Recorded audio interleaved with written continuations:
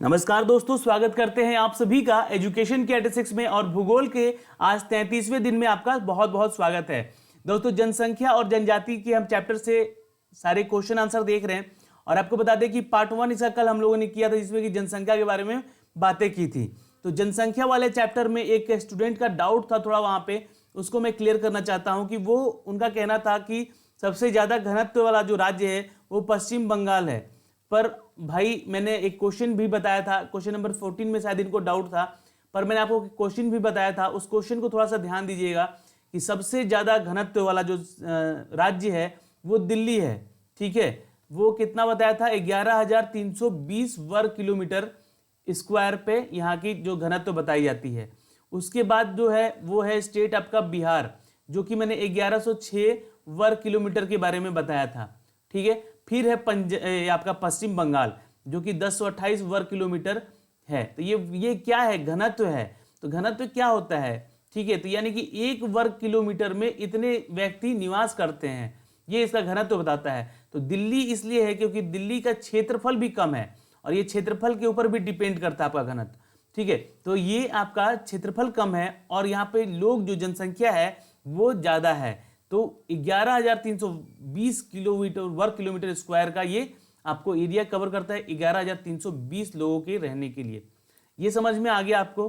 तो यहां से आपका डाउट क्लियर हो जाएगा। अगर फिर भी कोई डाउट होता है आपका तो कमेंट कीजिएगा, कोई दिक्कत नहीं है। चलिए अब आज का सिनारियो शुरू करते हैं और क्वेश्चन आंसर देखते हैं इस चैप्टर से, जो कि हम आज बात करेंगे जनजातियों की। चलिए दोस्तों, इंपॉर्टेंट क्वेश्चन है, यहाँ पे देखिएगा और ध्यान से सुनिएगा सारे आंसर्स को। और जो भी मेरे भाई बंधु चैनल पे नए हैं, चैनल को सब्सक्राइब करें बेल आइकन को दबा के, ताकि हर वीडियो का नोटिफिकेशन उन तक हम भेज सकें। दोस्तों, आज का पहला सवाल है और ये रहा आपके सामने कि चेंचू जनजाति। देखिए, इसका पीडीएफ आप लोग डाउनलोड कर सकते हैं दोस्तों टेलीग्राम से। तो टेलीग्राम एक एप्लीकेशन है, अपने मोबाइल में डाउनलोड कीजिए और वहां पे ज्वाइन कीजिए हमें एजुकेशन की 86 को, ताकि हर वीडियो का पीडीएफ हम आप तक शेयर कर सकें। चलिए, तो चेंचू जनजाति निम्नलिखित में से किस प्रदेश के वासी हैं, यानी ये चेंचू जनजाति जो हैं वो कौन से प्रदेश में सबसे ज्यादा पाए जाते हैं? तो आंसर कीजिएगा यहाँ पे, इट्स अ सी, आंध्र प्रदेश। दक्षिण भारत की एक जनजाति जिसे हम लोग चेंचू जनजाति के नाम से जानते हैं। इस जनजाति का एक सबसे मतलब बेस्ट पार्ट क्या है कि अगर इसमें कोई महिला विधवा हो जाती हैं तो उनका विवाह मतलब पुनः विवाह उनका फिर से कराया जाता है, जो कि अपना जीवन काल फिर से शुरू करें और एक नए जीवन में प्रवेश करें। तो ये एक बहुत ही अच्छी विचारधारा है इनकी, चेंचू जनजातियों की। तो ये पाई जाती है दक्षिण भारत के आंध्र प्रदेश राज्य में, याद रखिएगा, इंपॉर्टेंट है। क्वेश्चन नंबर 2, निम्नलिखित में से कौन सा राज्य टोडाओ का निवासी का स्थान है? तो टोडाओ पाए जाते हैं दोस्तों, ये भी दक्षिण भारत की जनजाति है और ये पाया जाता है आपको तमिलनाडु में। आंसर कीजिएगा नीचे तमिलनाडु। ठीक है, अब देखिए ये सबसे इसका मुख्य व्यवसाय अगर हम बात करें तो वो क्या है, तो वो पशुपालन है, यानी कि जो पशु पालते हैं लोग वो है इनका मुख्य व्यवसाय। ओके, क्वेश्चन नंबर 3 देखिए, यहाँ पे थोड़ा सा कंफ्यूज करता है क्वेश्चन आपको कि भारत का सबसे बड़ा जनजातीय समुदाय। देखिए दो चीज है, एक समुदाय है, ठीक है, एक समुदाय है और एक समूह है। ठीक है, ये दोनों चीज ध्यान से सुनिएगा। ठीक है, एक समुदाय है यानी कि समाज है ना, कौन सा सबसे बड़ा समाज है, और एक समूह यानी कि नंबर ऑफ जो पीपल हैं वो सबसे ज्यादा है, मतलब ग्रुप में होते हैं। तो ये दोनों चीजें अलग हैं, यहाँ कंफ्यूज बिल्कुल बिल्कुल मत होइएगा। तो इसका आंसर है सबसे बड़ा जनजातीय समुदाय भील है। ठीक है, और अगर ये समूह की बात करें, सबसे बड़ा जनजातीय समूह की बात करें, नंबर ऑफ पीपल ज्यादा है उसमें, तो वो है दोस्तों गोंड। जी हाँ दोस्तों, इसको याद रखिए, गोंड जनजाति भारत की सबसे बड़ी जनजातीय समूह है। दूसरी बड़ी जनजाति जो है वो गोंडी है। ठीक है, ये दूसरी बड़ी जनजाति अगर समुदाय की बात करें तो वो गोंड है, पर अगर समूह की बात करें तो ये पहले नंबर पर है। ठीक है, कौन, तो गोंड। और भील जो है वो समुदाय में सबसे नंबर 1 पे सबसे बड़ी है। ओके, अब ये जो है छत्तीसगढ़, मध्य प्रदेश, पश्चिम बंगाल और माफ कीजिए पश्चिम राजस्थान और आंध्र प्रदेश में पाई जाने वाली प्रजाति हैं। कौन, तो गोंड। ठीक है, गोंड के बारे में मैंने बताया अभी। ठीक है, अब देखो जो संथाली हैं वो कहाँ निवास करते हैं, तो झारखंड के निवासी हैं ये। ठीक है, याद रखिए, ये सारे क्वेश्चन इंपॉर्टेंट है, नोट करते रहिएगा। और जो थारू हैं, ये थारू हैं उत्तर प्रदेश की जनजातियां। ठीक है, यूपी की हैं ये। तो ये क्वेश्चन बन सकता है इतना सारे एग्जाम में, इनमें से 4 क्वेश्चन तो अवश्य बनेंगे, कोई भी क्वेश्चन पूछा जा सकता है। खासी और गारो किस राज्य की भाषाएं हैं? क्वेश्चन नंबर 4 का आंसर कीजिएगा, ये भी बहुत महत्वपूर्ण है प्रश्न। चलिए, खासी और गारो ये किस राज्य की भाषाएं हैं? तो आंसर नोट कीजिएगा, इट्स बी, मेघालय। जी हाँ दोस्तों, गारो और खासी मेघालय राज्य की एक भाषा है, जो जहाँ पे गारो, खासी तथा जनजातीय नाम से पहाड़ियाँ तथा जातियाँ भी निवास करती हैं। तो गारो और खासी नाम की पहाड़ियों के बारे में मैंने आपको बताया भी था मानचित्र वाले चैप्टर में। तो ये कहाँ पे है? तो मेघालय में है, और यहाँ पे जो जातियाँ हैं निवास करती हैं उनको इस नाम से भी जाना जाता है। क्वेश्चन नंबर 5, टोडा कहाँ पाए जाते हैं? चलिए आंसर कीजिए। आंसर है ए, तमिलनाडु में। ठीक है, तो टोडा जनजाति जो है तमिलनाडु राज्य में पाए जाते हैं, और ये मैंने टोडाओ जो बताया वही है ये प्रजाति, जो कि दक्षिण भारत में सबसे प्रमुख जनजातियों में से एक है। ठीक है, याद रखिएगा। और इनका पशुपालन है मुख्य इनका व्यवसाय। क्वेश्चन नंबर 6, भारत में निम्नलिखित में से कौन सी जनजाति सर्वाधिक संख्या में पाई जाती हैं? ठीक है, ये पाई जाती हैं दोस्तों यहाँ पे। ठीक है, तो आंसर नोट कीजिएगा, यहाँ पे होगा भील। मैंने आपको क्या बताया, ये जनजाति है जो कि संख्या में भी पाई जाती है, मतलब जो समूह है इनका, समुदाय है, जनजाति जो सर्वाधिक संख्या में पाए जाते हैं, तो ये भील है। और जो गोंड है वो क्या है? तो एक समूह है। ठीक है, एक समूह है, याद रखिएगा, या कंफ्यूज बिल्कुल मत होइएगा। ये क्वेश्चन आप लोग बार बार मैं इसलिए रिपीट कर रहा हूँ क्योंकि आपको यहाँ पे कंफ्यूजन ना हो। सबसे बड़ी जनजाति जो है, जो समुदाय है, जिनका समाज है, वो भील प्रजाति है। और जो सबसे बड़ा जनजाति का समूह है, ग्रुप है जो इसका, वो कौन है? तो गोंड है। ये दोनों क्वेश्चन में बिल्कुल कंफ्यूज मत होइएगा, आप लोग बार बार बता रहा हूं मैं। ठीक है, क्वेश्चन नंबर 7 देखिए, अपातनी कहाँ का मुख्य जनजाति है? ये क्वेश्चन आया हुआ है आपके सीजीएल 2013 के पेपर में। तो अपातनी जनजाति है दोस्तों अरुणाचल प्रदेश का, नोट कर लीजिएगा, आंसर डी होगा यहाँ पे। ठीक है, और यहाँ जो है डबला, मिश्मी, मोम्पा और जनजाति अलग से निवास करती हैं। कौन कौन? ये नोट कर लीजिएगा, यहाँ आंध्र प्रदेश में, अरुणाचल प्रदेश में कौन कौन से हैं? तो मिश्मी, एक तो मिश्मी है, दूसरा मोम्पा है। ठीक है, और तीसरा जो है वो है आपका डबला। ये 3 जो जनजाति है ये अरुणाचल प्रदेश में पाई जाती हैं, जो निवास करती हैं। ओके, क्वेश्चन नंबर 8 देखिए, भारत के किस राज्य का क्षेत्रफल और जनसंख्या समान रैंकिंग की स्थिति में है? तो ये एक क्वेश्चन थोड़ा सा डाउटफुल हो सकता है आपके लिए। कारण क्या है कि क्षेत्रफल और जनसंख्या के समान रैंकिंग पे स्थित है। और देखिए 2011 की जनगणना देखें हम, तो उसमें दोनों ही चीजें अलग हैं। क्षेत्रफल में कोई और प्रदेश बड़ा है और जनसंख्या में कोई और प्रदेश बड़ा है, पर यहाँ पे समान रैंकिंग की बात की जा रही है। तो आंसर नोट कीजिएगा, यहाँ पे होगा मेघालय। ठीक है, उत्तर है आपका मेघालय। कारण क्या है कि देखिए इसका जो क्षेत्रफल है और इसका जनसंख्या है की दृष्टि से समान स्थान रखता है, और इस दृष्टि से मेघालय जो है देश का 22वां स्थान है। ठीक है, क्षेत्रफल और जनसंख्या दोनों की दृष्टि से। ठीक है, याद रहेगा, क्वेश्चन इंपॉर्टेंट है, ये बन सकता है यहां से क्वेश्चन। क्वेश्चन नंबर 9 देखिए, वर्ष 2011 की जनगणना के आंकड़ों के अनुसार बालक और बालिका का अनुपात 927 से घटकर कितना हो गया है? देखिए ये क्वेश्चन, देखिए 11 का जो जनगणना था वो 927 था पर 1000 पे। ठीक है, 1000 पे 927, ये 1000 लड़कों की संख्या थी और 927 लड़कियों की। ये कब का था? तो 2011 का। पर इसकी जनगणना के अनुसार बालक और बालिका का अनुपात 927 से घटकर अब कितना हो गया है? तो ये अब हो गया है 919। ठीक है, अभी फिलहाल ये अभी इसको ऑफिशियली यहाँ पे अनाउंसमेंट नहीं किया है, क्योंकि 2021 में इसका अब नया जनगणना जो निकल के आएगा सामने, उसमें पता चलेगा कि जनसंख्या क्या हुई है महिलाओं की अकॉर्डिंग टू द पुरुष। ठीक है, तो यहाँ पे आंसर कीजिएगा, इट्स अ डी, 919, याद रहेगा। चलिए ये घट गया है दोस्तों। क्वेश्चन नंबर 10, वर्ष 2011 की जनगणना के आंकड़ों के अनुसार बालक और बालिकाओं का अनुपात किस राज्य में सबसे कम है? तो राज्य यहाँ पे पूछा है, तो आंसर नोट कीजिएगा, इट्स अ डी, हरियाणा। जी हाँ दोस्तों, हरियाणा में एक पुरानी मतलब कहावत है कि वहाँ पे जो छोरियाँ होती हैं, यानी कि जो लड़कियाँ होती हैं, उनको जन्म लेने से पहले ही मार दिया जाता है। ठीक है, पर अब इस पे सरकार ने वहाँ पे बहुत ही ज़्यादा काम किया है और इस चीज़ को बहुत ज़्यादा तक कंट्रोल भी किया गया है हरियाणा स्टेट में। तो ये एक थोड़ा सा विचित्र क्वेश्चन था, पर मैंने आपको दिया है यहाँ पे। और इस देखिए, अगर यहाँ पे आपसे क्वेश्चन पूछे कि कैसे निकालते हैं हम लोग इसका जो आंकड़ा है कैसे निकालते हैं, तो बालिकाओं की संख्या यानी कि जो फीमेल मेंबर हैं अपॉन मेल मेंबर जो होते हैं उनको आप 1000 से मल्टीप्लाई कीजिए, तो ये आपका अनुपात निकल कर आता है।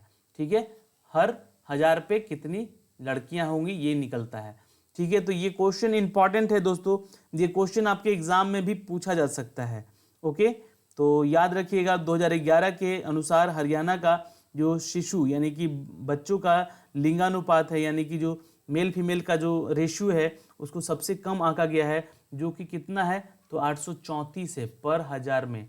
ठीक है, तो ये याद रखिएगा, ये क्वेश्चन पूछ सकता है एग्जाम में। अगला क्वेश्चन, क्वेश्चन नंबर 11 है कि 1 से 5 मिलियन जनसंख्या वाला शहर को कहते हैं। तो आंसर दोस्तों है यहाँ पे इट्स अ मेट्रोपॉलिटन सिटी। जी हाँ, 1 से 5 1 मिलियन से लेकर 5 मिलियन तक की जनसंख्या वाले शहर को क्या कहते हैं, तो मेट्रोपॉलिटन सिटी कहते हैं। ओके, ये याद रहेगा दोस्तों आपको। तो ये सारे क्वेश्चन पूछेंगे हम आपसे क्यूज में भी, तो ये क्यूज हम लेकर आएंगे आपके लिए कब, जब इसका सारा क्लासेस वगैरह सब समाप्त हो जाएगा, और सभी प्रश्न जो हैं वो जीके में आपको मैं पूछूंगा, और हो सकता है कि शायद लाइव भी आए। ठीक है, पर लाइव तो यहाँ पे पॉसिबल नहीं हो पाता है, पर फिर भी कोशिश करेंगे, तो क्यूज में ये सारे क्वेश्चन रहेंगे दोस्तों। अगला क्वेश्चन, जनसंख्या को अध्ययन को क्या कहते हैं, जनसंख्या अध्ययन करने को क्या कहते हैं, तो आंसर कीजिएगा यहाँ पे इट्स अ पॉप कल्चर, यानी कि जनसंख्याकी कहते हैं इसको।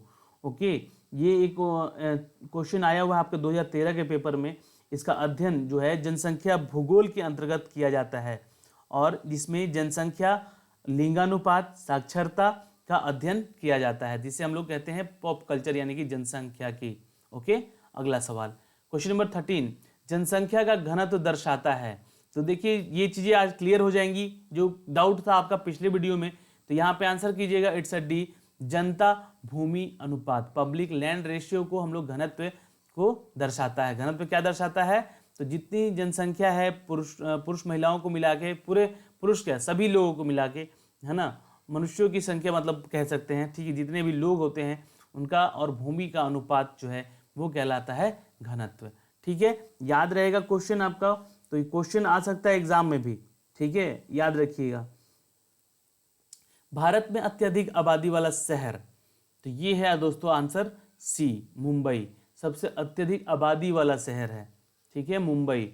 अब ये फिर कंफ्यूज मत होइएगा, मैंने दिल्ली को बताया सबसे अधिक घनत्व वाला।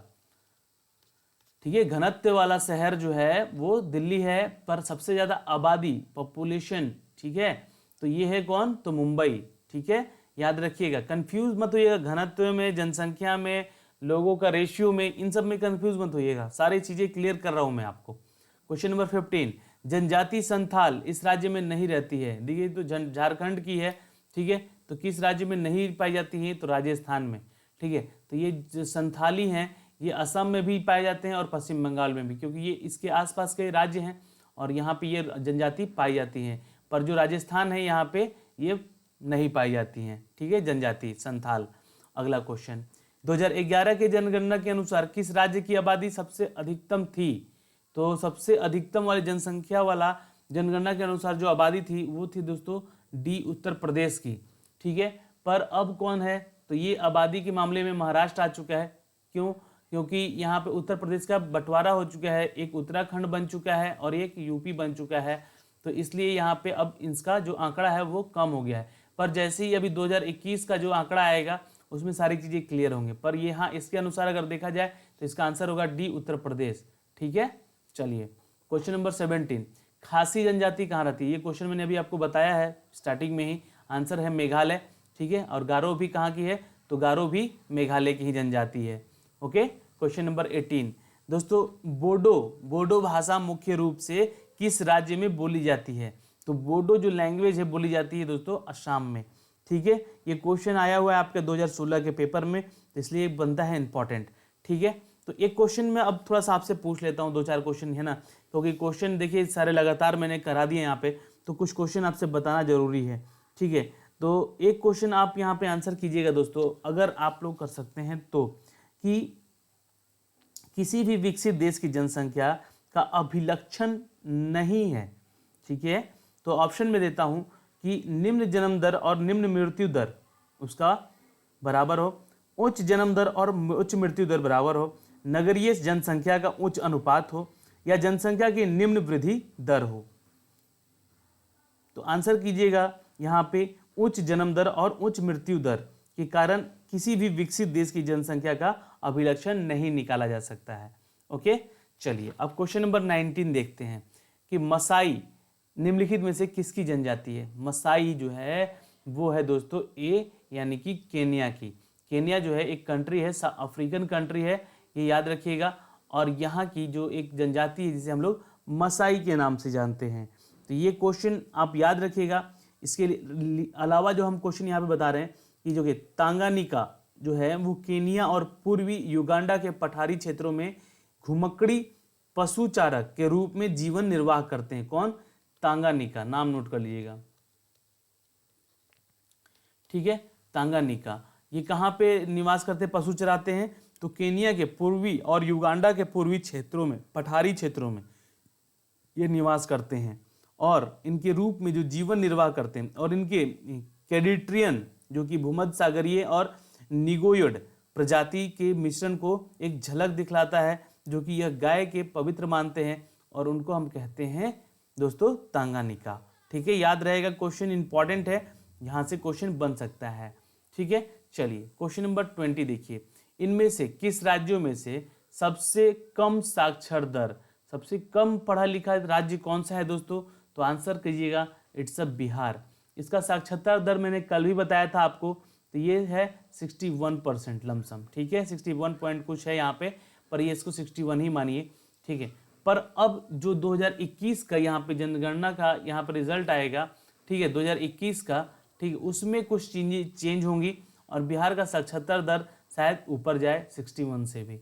ठीक है, तो आशा करते हैं कि जितने सारे क्वेश्चन आपको यहाँ पे दिए हैं वो सारे के सारे आपके एग्जाम के पॉइंट ऑफ व्यू से इंपॉर्टेंट होंगे और आपको याद करने में आसानी होगी। तो सारे क्वेश्चन को देखने के लिए यहाँ पे बहुत बहुत धन्यवाद आपका।